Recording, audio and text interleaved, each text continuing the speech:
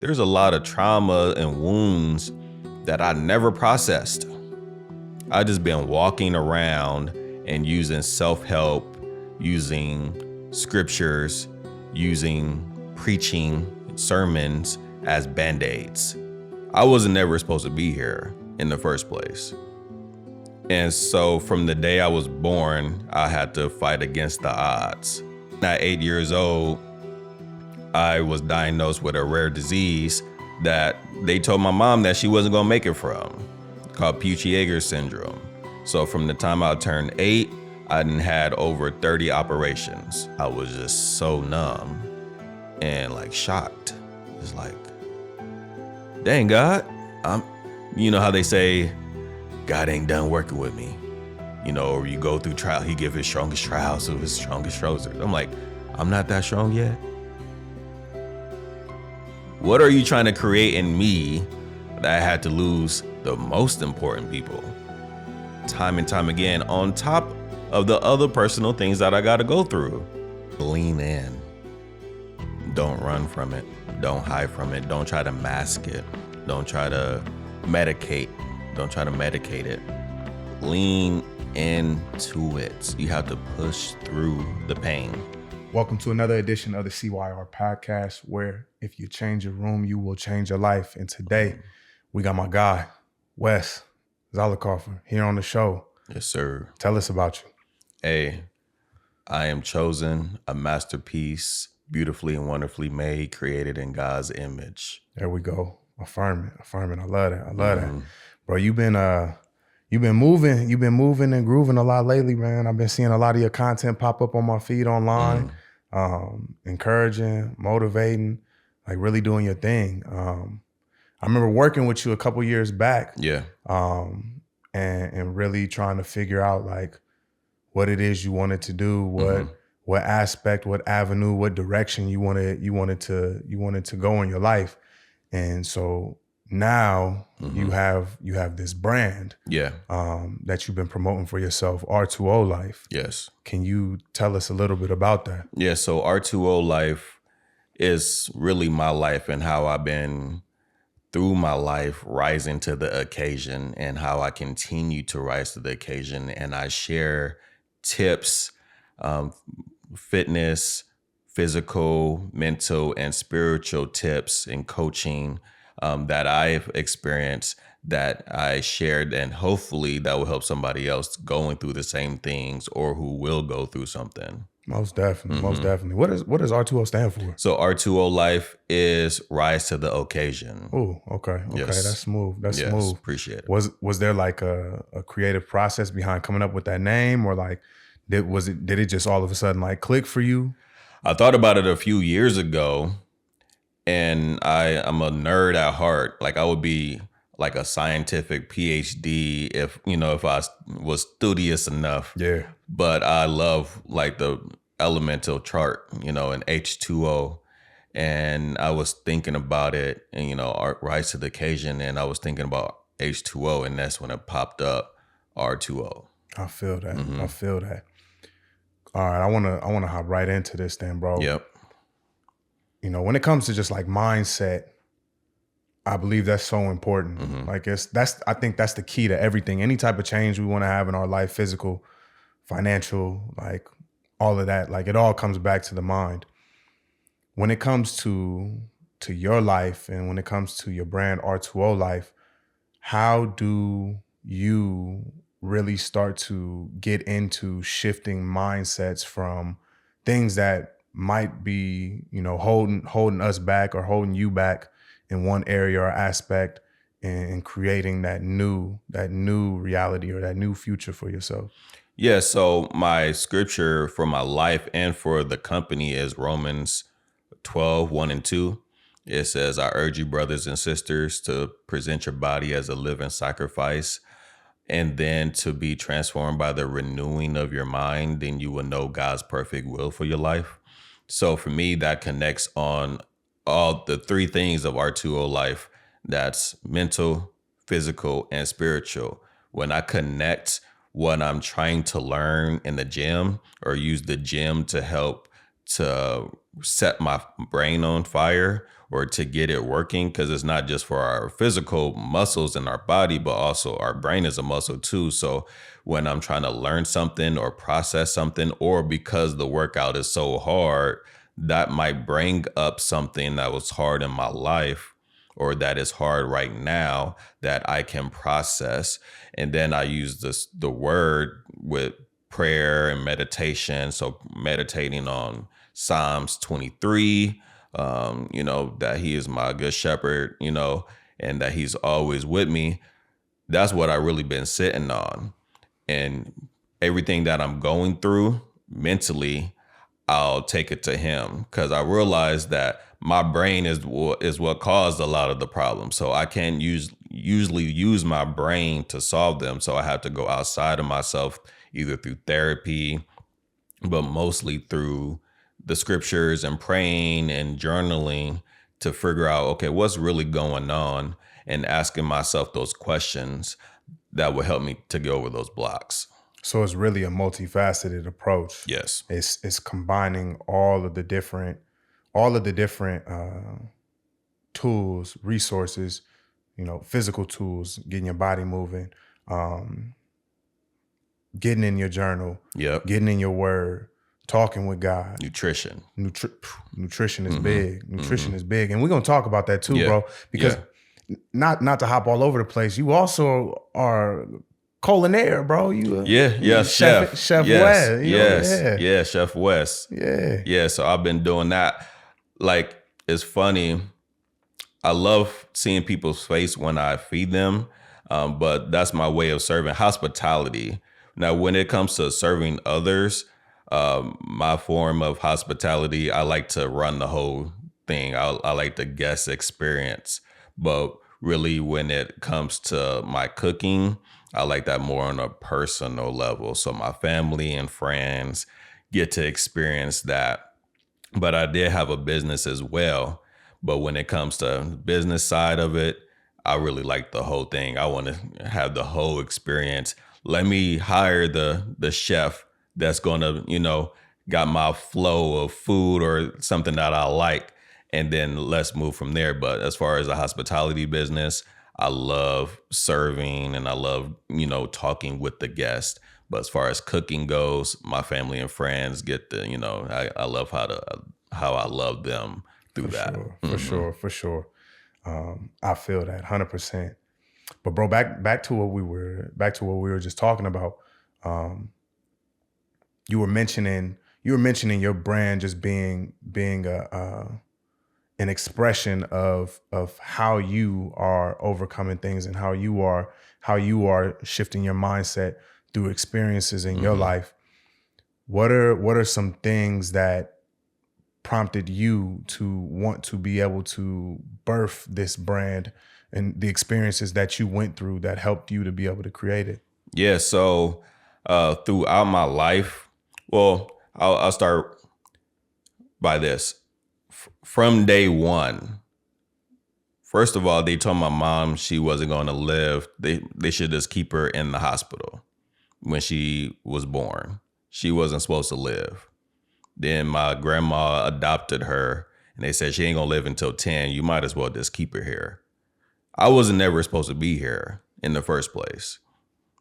And so from the day I was born, I had to fight against the odds. From the day I was born, I have faced so many life-threatening, close causes, from alcohol poisoning to fires to lead poisoning, hanging out moving car on the freeway. Like, I've experienced those things. And then at 8 years old, I was diagnosed with a rare disease that they told my mom that she wasn't going to make it from, called Peutz-Jeghers syndrome. So from the time I turned 8, I had over 30 operations, major operations that changes you. We don't talk about how surgery is trauma, and I was experiencing a lot of trauma. And then when I turned 15 on Thanksgiving Day, my dad died. You know what I mean? So from a very early age, even through molestation and stuff, my drive and the things that was inside of me was hindered, was blocked up from all of this trauma and pain and wounds that I didn't know how to express. So that just turned inwardly and started to create a person that wasn't really there. I was showing up a sick person as a wounded person. And throughout my life, I showed up as that, in school. My grades was poor. My attitude was worse, how I treated people. But then when my mom passed in 2009, when I turned 21, that just took me to the deep end. And it was something that I was doing stuff I never thought I would do. Like, I will always say, man, I'm a P. I'm like, why am I, now I'm actually doing this. I would say certain things as a kid, but as a kid, you were like, oh, just talking. Yeah. No, I was like really wanted to do these things. My aspiration was I had to be a basketball player, a rapper, or a pimp. That was like my only goals. I didn't have no other inspirations, But when she passed and I went no deep end, drinking and smoking all the time, I never mixed the two. I was never really a smoker, always drunk. But when I mixed the two, I'm starting to have psychosis symptoms. I'm starting to develop a lot of things that I didn't think was possible in me, and start doing some things that I'm like, this ain't me. And it was a night that really transformed and turned and made me a catalyst. So I actually say, man, my mom dying is what actually got me on the right track. But before, like, I got on the right track, I was on the wrong track. Yeah. But that was the catalyst for me. And from that day forth, I knew that something had to change. Well, I called out to God and he saved me. And through that process, I've been able to learn through church and listen to different sermons. And then my wife has like been a great help with just helping me to process some of those things. And I was kind of confused because my mom was always my light and my source, and where I get direction. So when she died, I felt like I died. So I had to kind of start over and start mothering myself in a way, or trying to find guidance and seeking in a lot of different places. So I've been all over the place. I did multi-marketing, public speaking, got into fitness, becoming a chef. So I got been in all these different industries because I was trying to find myself. So R2O Life is actually all those things that I've tried because I was like stumbling around in the dark, that I'm like, oh, I actually am good at these things. Instead of me trying to do it individually, this thing right here, let me just put them all together. First of all, I just want to acknowledge some of the things that you just shared, and thank you for sharing those things, because I know there's somebody out there who definitely has had a similar experience. Man, just losing both of your parents, like losing one of them at a very young age, and then losing your mom like shortly after that. Like, I could only imagine. I can't even imagine what that experience is like in the type of place that it'll take you to. During that time, and during those times for you, mentally, can you walk us through just like what that journey looked like? Well, I always love reading. I'm going to go back just a little bit further. Yeah. I always love reading, but I was molested younger, so that made me stop liking education. But I will still do enough just to get past. No Child Left Behind. If it wasn't for that, I'd probably still be in second grade. He said, I would have been the one left behind. Thank God for George Bush.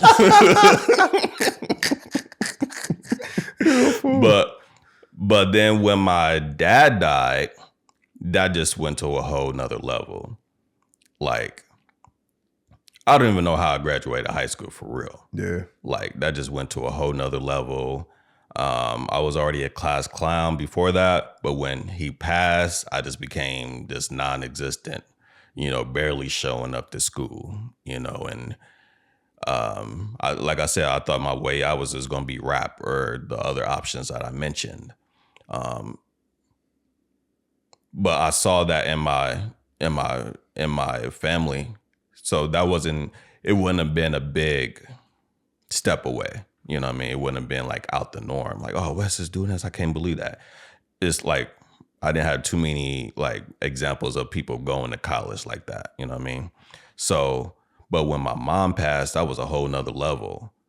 Literally, when I saw her take her last breath, I started hyperventilating and I fell to the ground.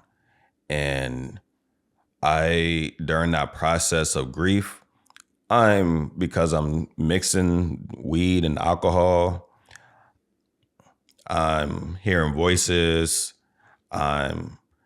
People can be whispering a block away. I swear they talking about me, and I can swear I can read their lips. Like I'm starting to become overconscious of myself. And even when I, started following God again, and I started to get into new information, I didn't know I was still grieving. So I got addicted to self-help. I got addicted to something else. And through that self-help, I gained anxiety because I'm trying to change myself. I'm like editing everything. I'm editing before I say something. After we have a conversation, I'm like, oh man, he didn't smile this way. He looked this way when I said this. Or maybe I need to. It even got so bad, I was trying to control my walk. You know how they be like, white people can't dance, and so they'd be like 1, 2, and 1, 2. I was doing 1, 2, 1, 2. Like trying to really control everything because I lost so much of who I was. I'm trying to build up myself in this image to become something else so I can live the life or at least get away from where I was at. So my mindset was all over the place. And to be honest, I am like at the tail end of that. So coming out of grief. I'm not coming out of grief. I'm coming out of how I was processing the grief. Facts. Can you talk about the journey of grief for you and what that's looked like? Yeah. So when my dad died, it became I would say an avoidance or detachment. When my mom died, it became destructive. But then when my son died, it became reflective. First time I actually got some healing. My wife and my family and I went through some grief journeys, and they gave us some tools that we can use. So I still struggle with my son, but it didn't look like the other 2 times. It didn't turn my life completely upside down as far as my behavior and mental health goes. But through learning some of the tools from my son passing away in 2023, I was then able to, this year, in December, I started grieving my mom really, really for the first time, since 2009 in a healthy way. So I had a book that she wrote in 2003 that is Your mom wrote a book? Yep. Oh, legit. Yep. And so she wrote it, and I just had it in my stuff. And over the years, I looked at it, but I never could really go through it, the whole thing. So I'm reading it again, and she was born on a leap year. So I'm reading it, and I was February like, 29th? Yep. Mm-hmm. Let me pause your story real quick. That's my daughter's birthday, and that's also my wife's mom's birthday as well. Oh, wow. Too. Yeah. Special people. Yeah, very special people. Anyways, Yeah. so born on a leap year.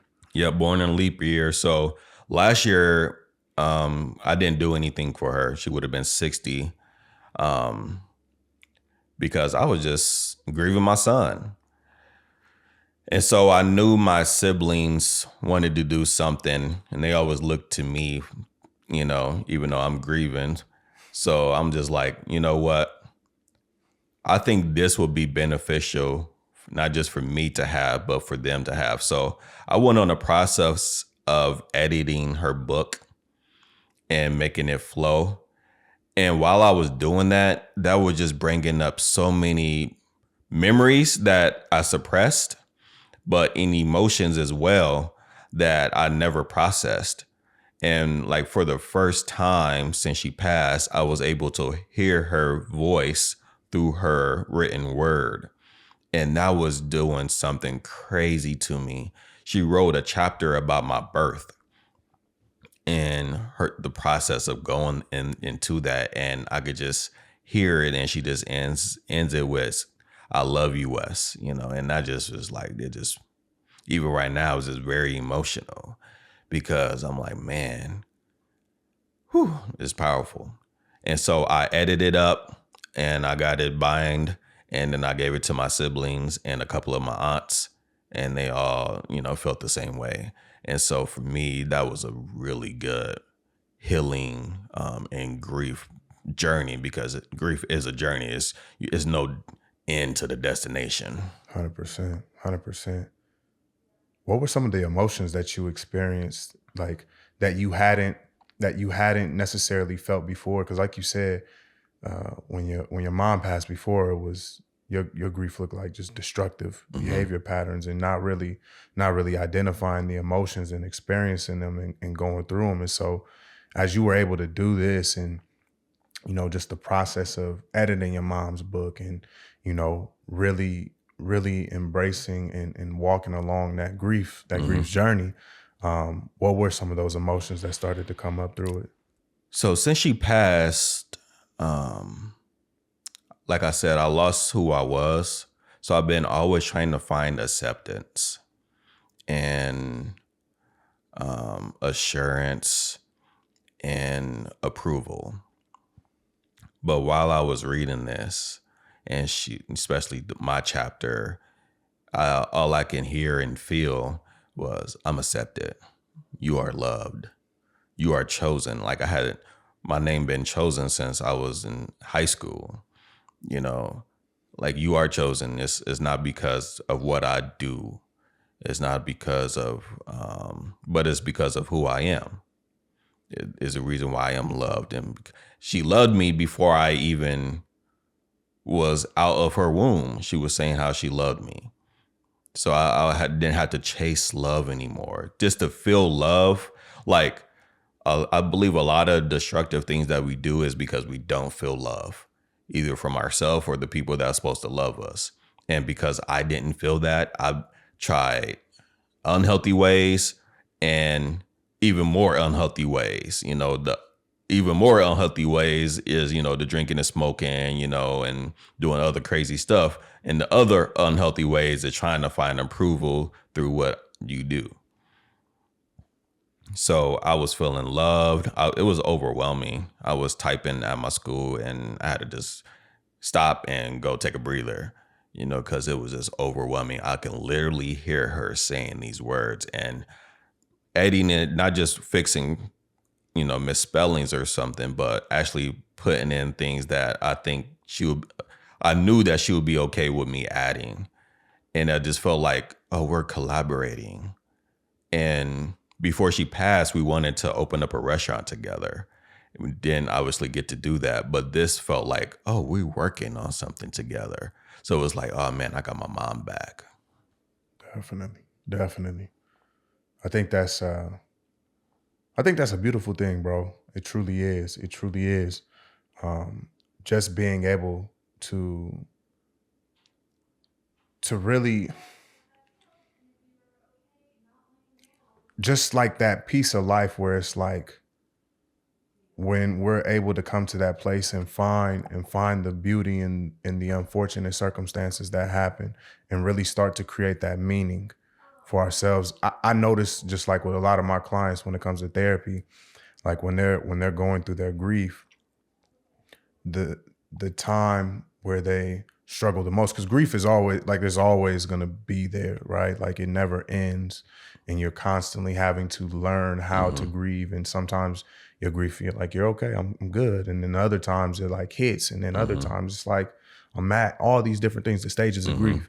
You know what I'm saying? But that moment where you start to define what this loss means and how I'm going to use this loss as a part of my story and as a part of my life. And just hearing you say, me and my mom got to collaborate on something together. It almost gave a meaning to that, just that right there. And so I think that's super dope, and I think that's beautiful, bro.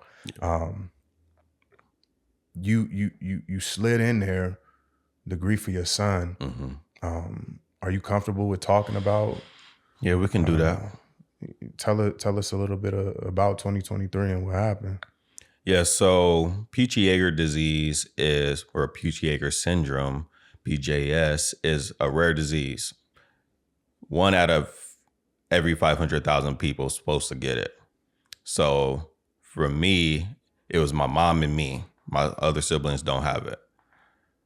I never even thought I was supposed to have kids. So I have kids. My oldest son, he has it. I won't say it is a milder version, but he hasn't experienced even close to what me and my youngest son has. He's doing okay for right now. And I believe he will still continue to do okay. But then with Zion, at age 15 months, he was hospitalized for 6 weeks. And then that's when they found it.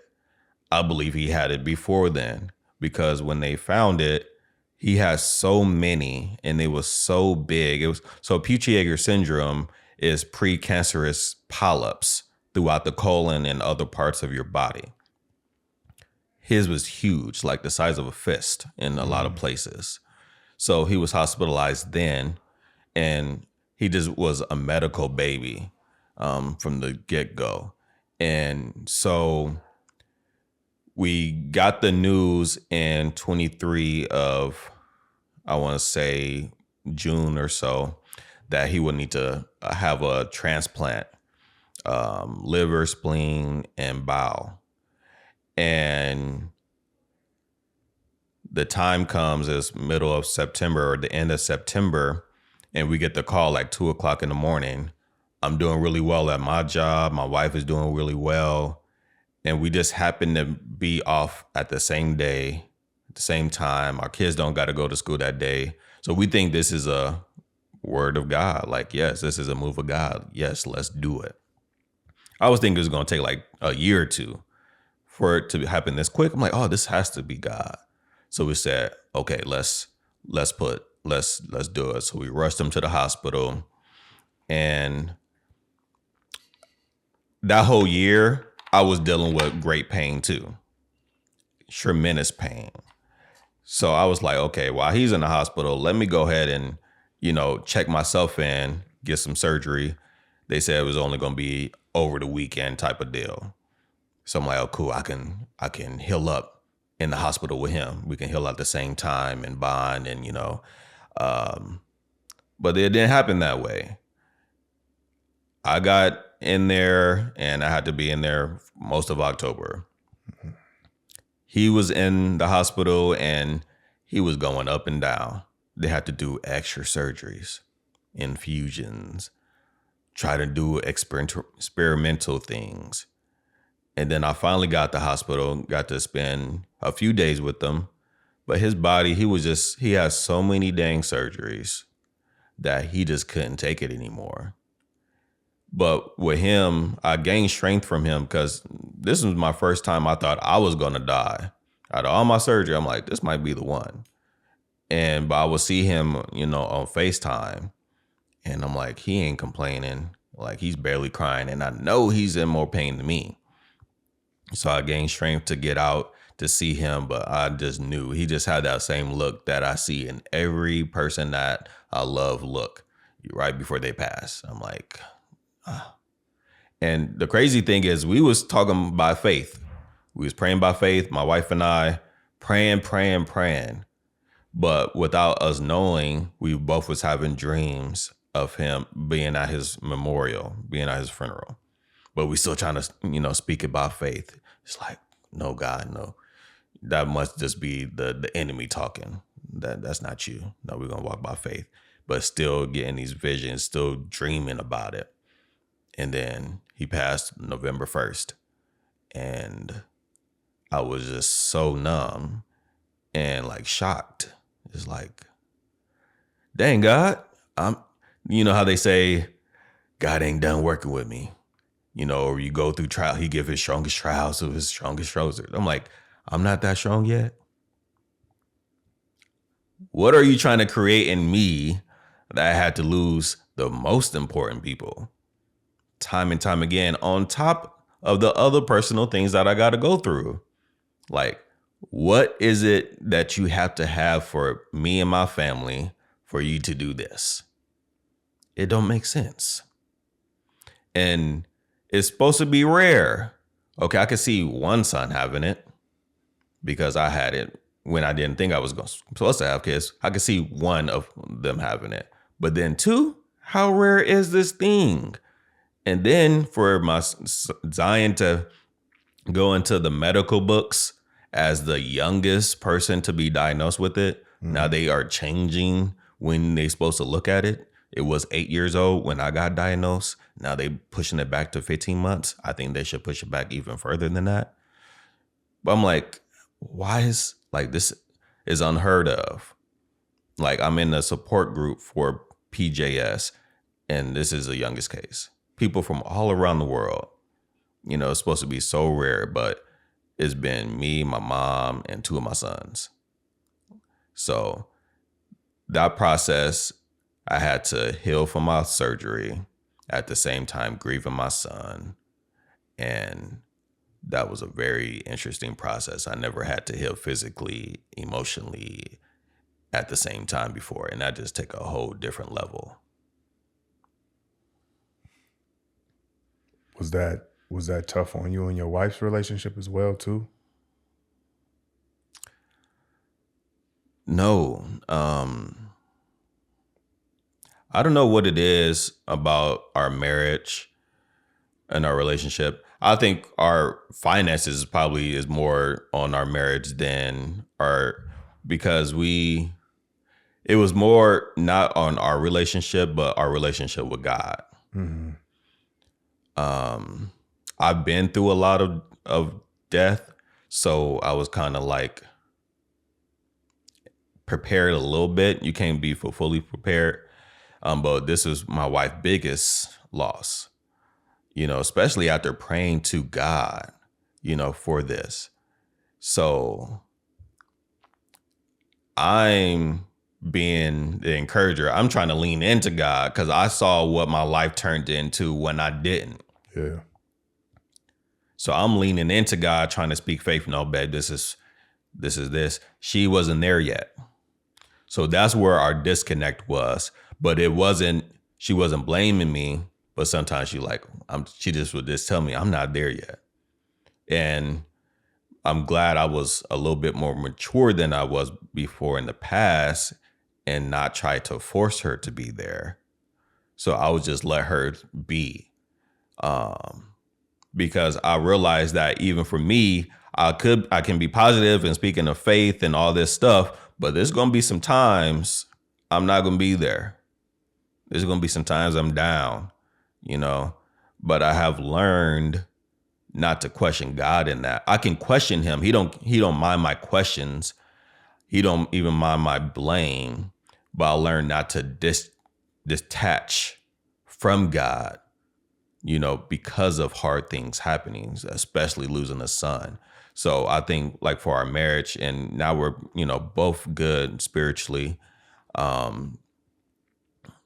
but it still comes that grief. She made a post the other day and I could tell, the last 2 days, and I felt it too on me.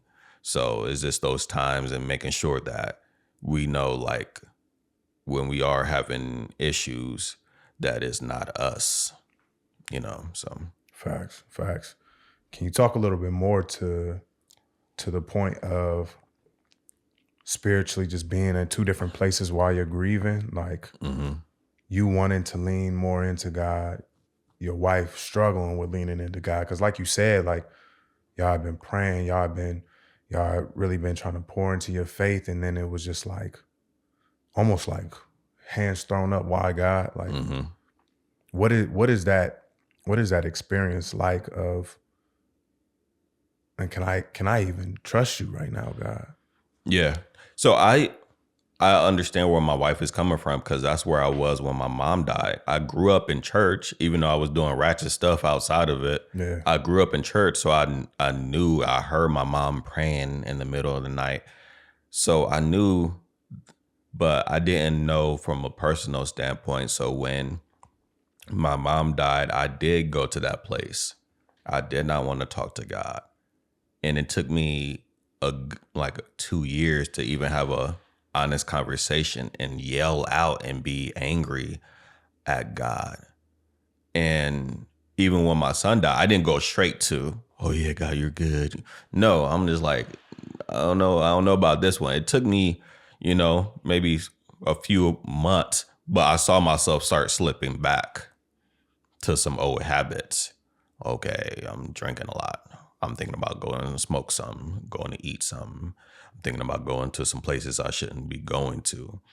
So I'm like, okay, here's my method to get back. And for her, and not just for her, for even my daughter is actually still in that place. She like, no, I prayed. I don't know about God, because I prayed, and he still let my brother die. So it's like, I know that you can't try to preach to God until somebody believes, intellectually or anything, especially when it's an emotional thing. That's just something that they have to process themselves. You just got to be there to support them during that. How do you show up and still support, even when, like, y'all just not at the same place? So the vows, I believe our vows are very important. I don't know what happened in this new days, but we just forget the vows that we take at the altar. Vows are just trendy now. For real. They sound good. For real. Look good on a picture. Oh, lifetime only lasts a year, huh? For real, that really is how it be. Oh, you just want the good side of the, riches and health, prosperity. You want all of that stuff, life. That's what you want. But the other side is what really tell you how committed you are. And for me, I didn't really only saw like maybe 1 or 2 married couples growing up. But I knew when I was going to take those vows, especially living the life that I lived before I got married, I didn't think I was ever going to get married. I was like, it's going to have to be Holly Berry when I'm 60, and she better look the same way too. And she still do. For real. But like, I wasn't thinking of that. I'm like, especially not kids. I'm like, I got a medical condition, you know what I mean? So, but when I decided, and it was actually a calling to get married, I'm like, okay, can't play with this. Not saying I'm not going to be, I'm not going to mess up and, it's going to be a perfect, marriage. But when I did started getting around more married couples who've been married 40, 50, 60 years, I'm like, they didn't just leave when it got bad. Because I know it got bad. I know they lost something. I know they had some struggles. So I'm like, okay, if I'm going to do this, I have to be serious to those vows. And learning through the process, I can't force anything on anybody. But also, I have to just show up how I am. Like, I can't be a chameleon, which I was before. I have to show up as I am, see where you are, give you space as well. But then sometimes it's just we both are in the funk.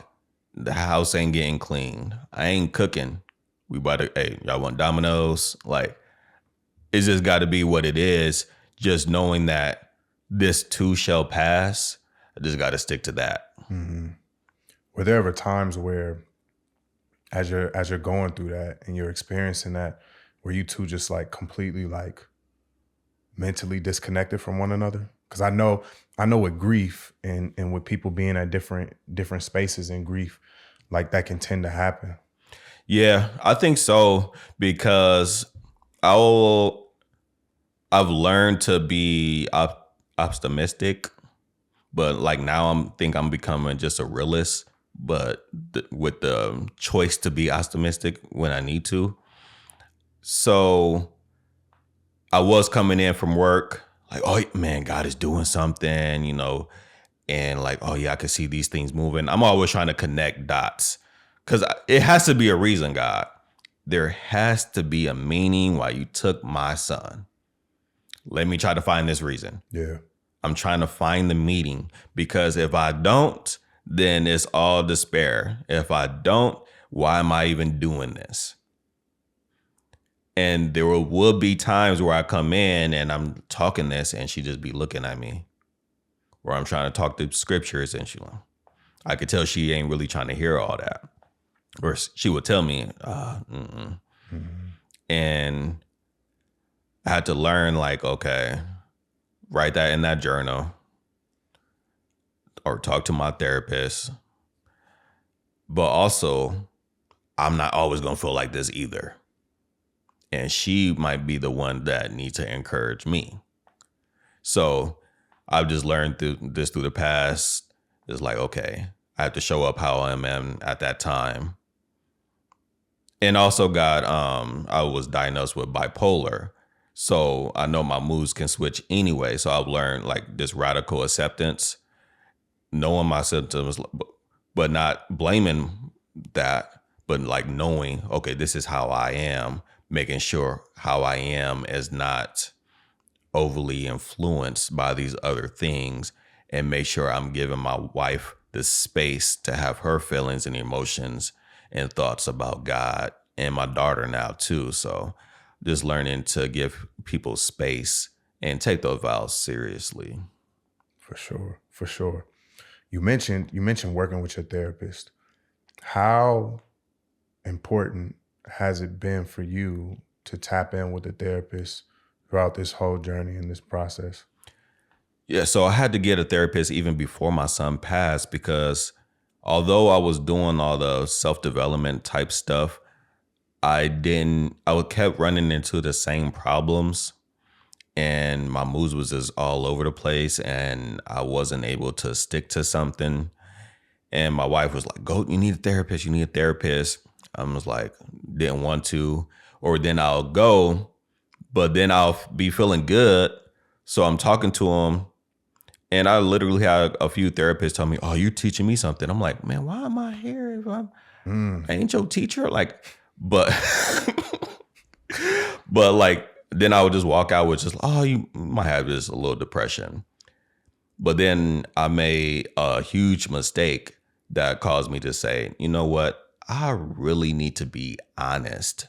I'm going to set up a therapy appointment, and I need to be extremely honest about what's going on in my head, and be open and stop being prideful and let them tell me for a perspective that I'm obviously not seeing. I got some blind spots that my wife probably tried to tell me, but I'm not listening. Mm-hmm.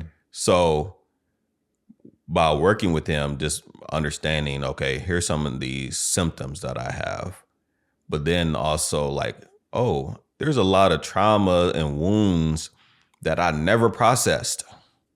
I just been walking around and using self-help, using scriptures, using preaching sermons as Band-Aids.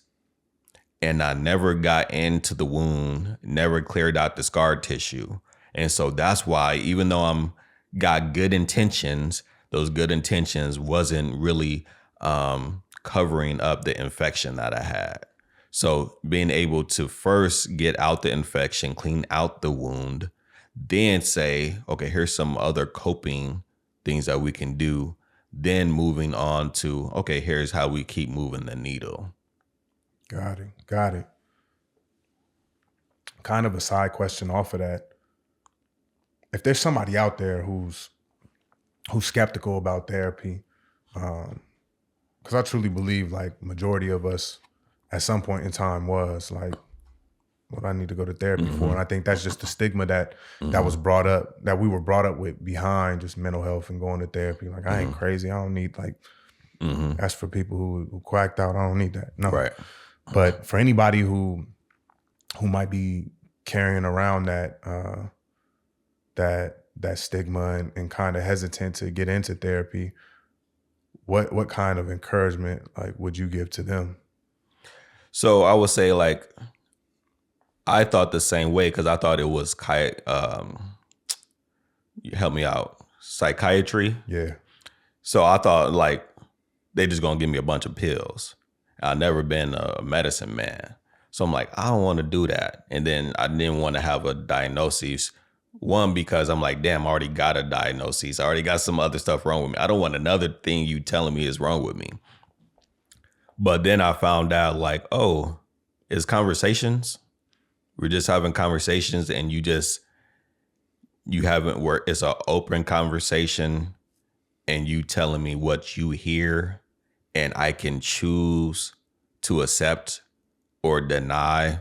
I can choose to agree or disagree with your perspective of what I'm saying. That was just mind blowing because like, oh, I don't have to have this list of things, these perfect answers.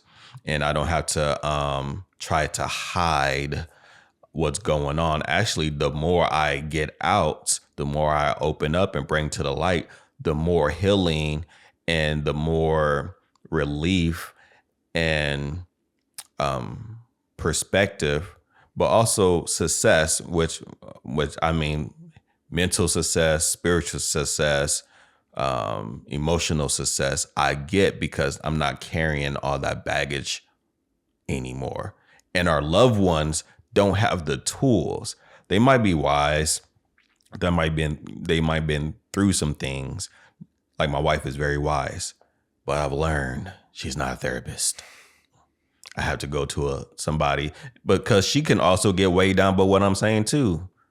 You know what I mean? I'm putting it on her shoulders to hold. So I'm like, okay, I give her the fluff in a way, but I got to give the deep down stuff. I got to talk that out with a professional, you know, who does this for a living. Yeah.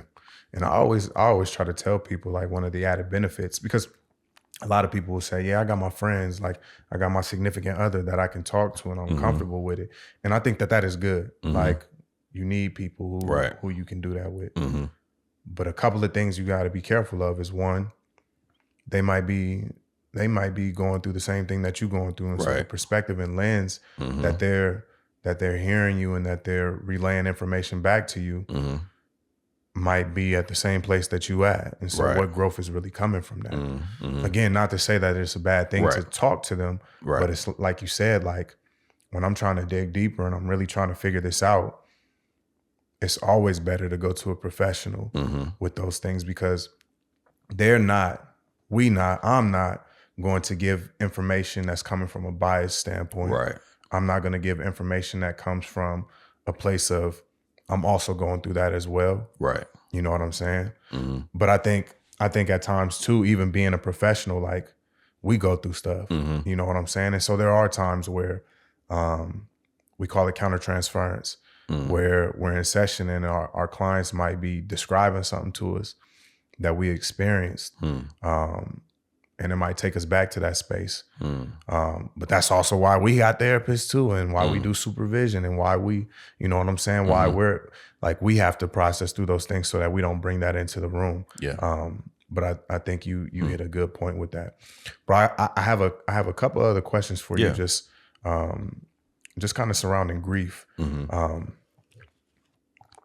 For somebody who's experiencing grief, because we know everybody's grief looks different, but for somebody who just experienced some grief, what is some advice that you would give them to, because you can't expedite your grief journey. Right. You can't. You just have to. Mm-hmm. You have to be there. But what is some advice or some words of encouragement that you would give them in order for them to at least see some sort of light at the end of the tunnel? I would say lean in. Don't run from it. Don't hide from it. Don't try to mask it. Don't try to medicate. Don't try to medicate it. Lean into it. You have to push through the pain.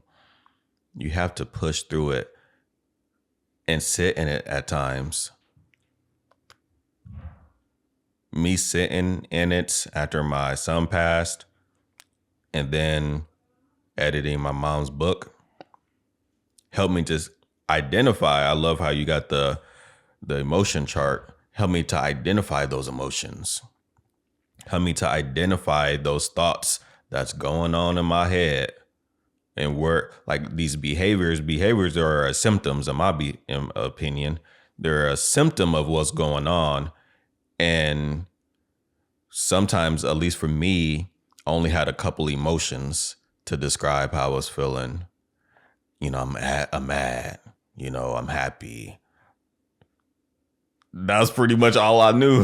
Yeah. You know, but being able to sit there and also having tools to, like, okay, no, this behavior is connected to this thing. Okay, if I can't do it by myself, when we usually can't, we need some outside help. Let me get somebody. But when we just mask it, when we just try to medicate, when we run from it, we are just walking around with this big old wound in our side, open wound. And we like, man, I don't know why I feel this way. I don't know why I keep doing the same thing. So I would just encourage somebody just to sit in it, have those emotions. Those are good. Like, emotions are good. They don't always tell you the truth, but they are good, especially in the grieving. Start journaling, sit in it, experience it, because it actually will help somebody else. When you get through the thick of it, you can speak a language now. I can speak to people who then lost a kid. I can speak to people who lost their parents. I have a different language, and not just a language, emotional background that I can connect at a deeper level. So not to make this about other people, but your healing is connected to other people.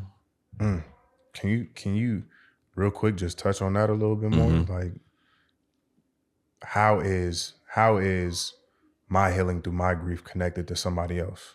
So I just believe that God created us all for a purpose. And it's to get through this life so we can go to the next. And if we could do it on our own, we wouldn't have family or anything else. But sometimes, actually, through all the things that I've been through, I now believe that our success is rarely depend on all the good things that we do and accomplish. In my experience, the things that I'm going to be known for is all of the stuff that I've been through and how I was able to overcome that.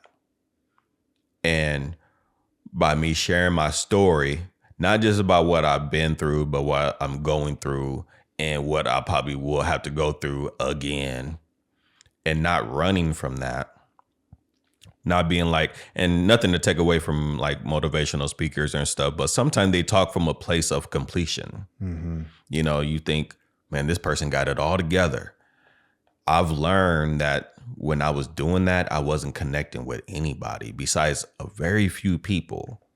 But when I talk about my struggles, when I talk about my pain, or when people knew me from back when I was, you know, a knucklehead, and they see me now and I'm saying something to them, they're like, yeah, I need that. I need that, because they know that I have walked where they have walked. I've cried myself to sleep. I've cried in the shower.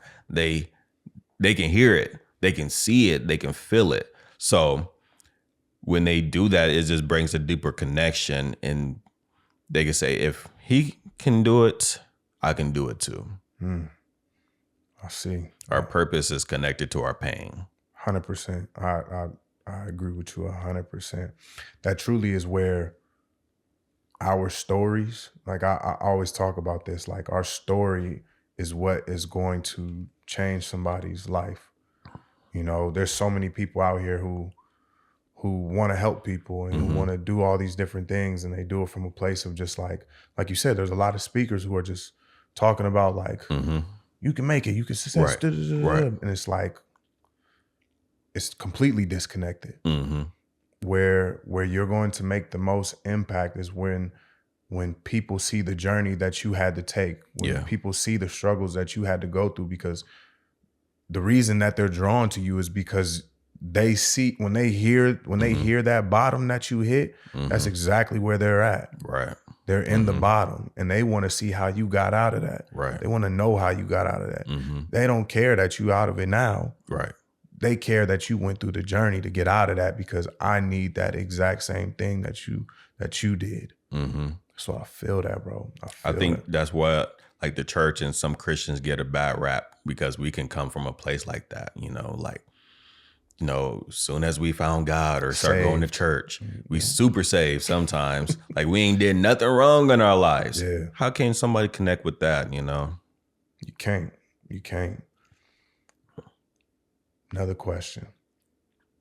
What advice would you give to somebody who is not necessarily grieving themselves, but has a significant other or has somebody who's close to them that's grieving? How can they show up and support them? So we got a lot of questions. What can we do? What can we do?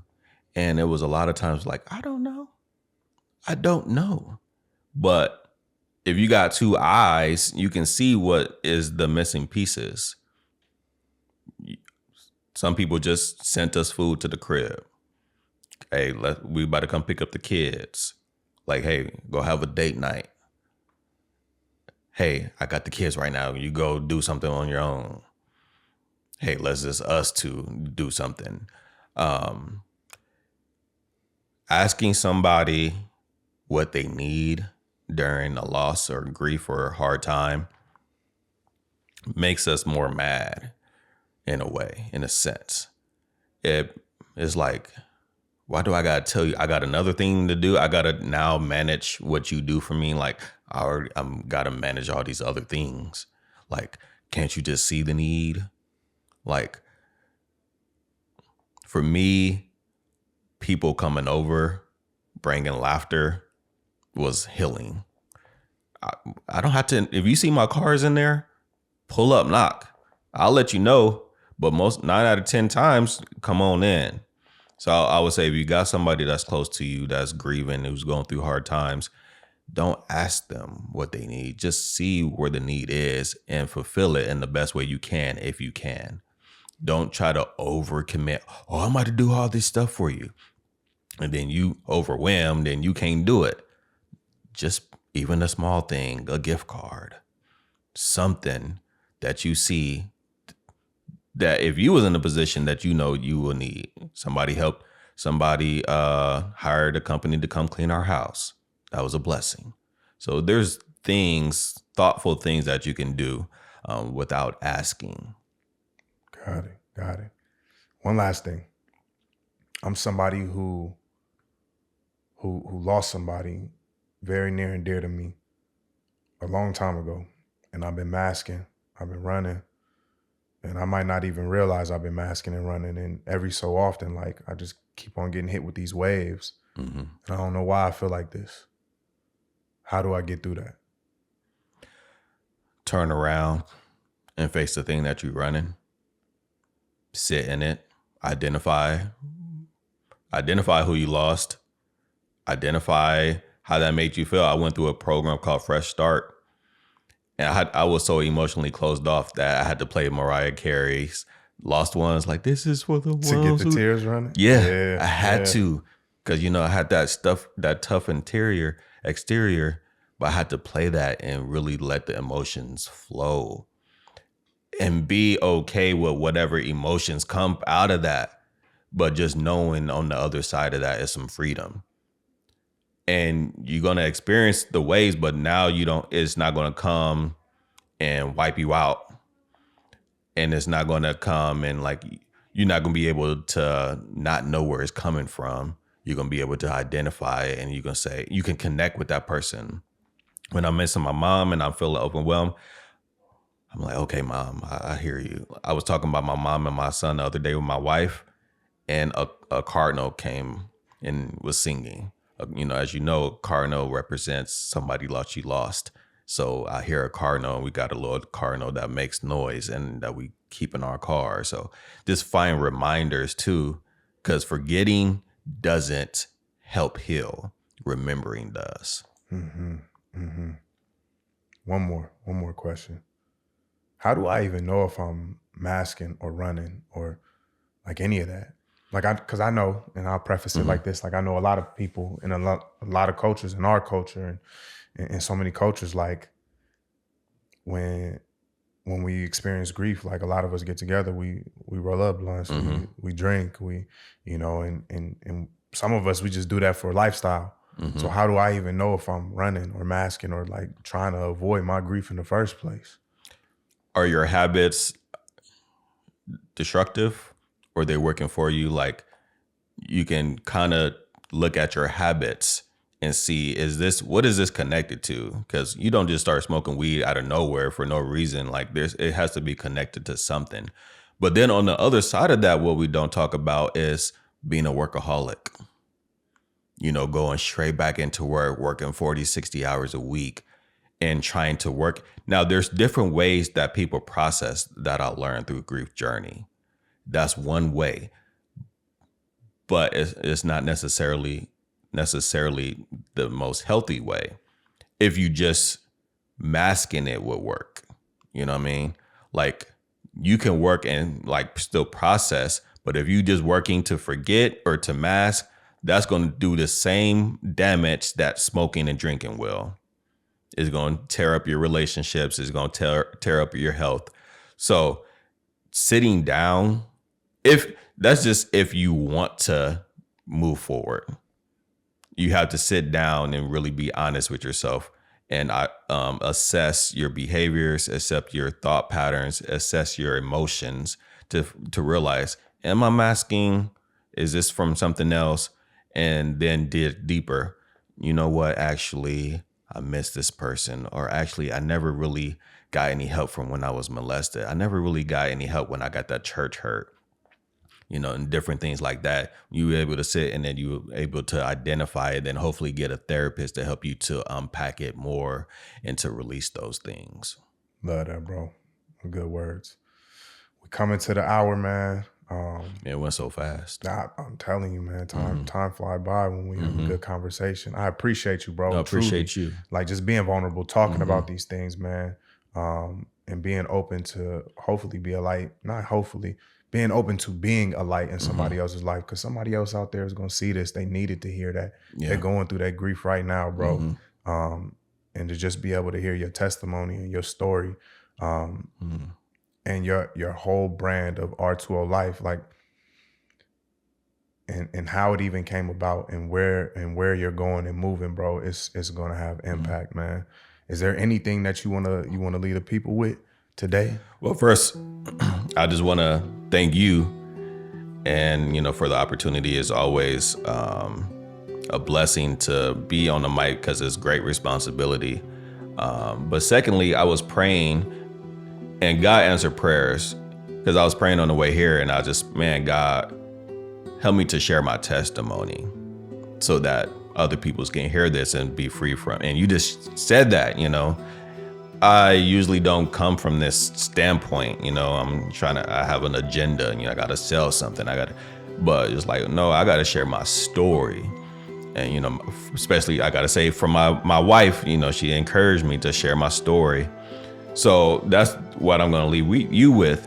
Share your story, but first you got to embrace your story. You have to have a radical acceptance with your story. Yeah, you probably did some dumb stuff, You probably, grieved in unhealthy ways, but there is light, there is hope for you.